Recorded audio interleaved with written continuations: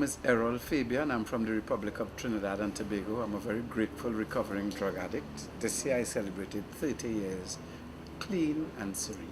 I'm a master of ceremonies. I'm a stand-up comedian.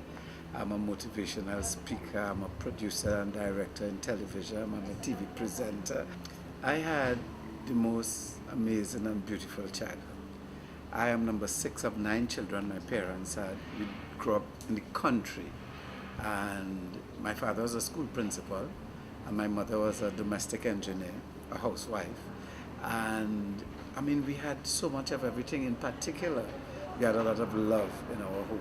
I am what is referred to as a poly addict, which means I didn't have a particular drug of choice. I was an equal opportunity abuser. Nicotine, alcohol, marijuana, and cocaine in the main, crack cocaine. But when I was very young, I saw an adult man smoking a cigarette. And when he drew on that cigarette and blew it out, I knew I wanted to smoke cigarettes. It looked so big. Did I believe I was truly addicted to any of these substances? And yes, I knew I was completely addicted to all of these substances. I never came to the point on my own that my drug use was too much and that I had to stop. I never came to that point. My wife took me to Narcotics Anonymous, and that really didn't do anything for me at that time. And soon enough, I stopped going to the meetings, and things spiraled downhill from there. And it was my wife who took me to a meeting with my siblings and my father when everybody was concerned about the family name and whatever. And it was she who eventually took me into a drug rehab center, and I went there because of her. So what worked for me was I got this job as a television presenter on a weekly magazine show. And there were people I used to use with who said it's just a matter of time, because we all say we stop in every birthday, every old year's night, and we never stop. To prove them wrong, there were days that I didn't use to prove them wrong.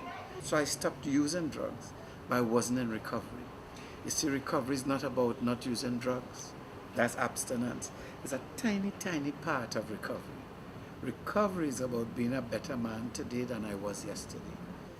There is very, very, very, very, very little chance of making it without support.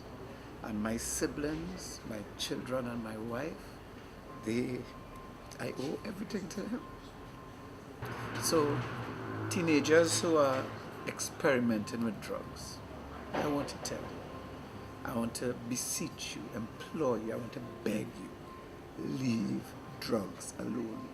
I want to say to you that this region, we need you. Because, you see, my age group, we failed you. And we look to you, teenagers, to save this region, to help our economy, to help our agriculture, to help everything. And if you're drugging, you're going to fail yourself. I beg you, leave drugs alone.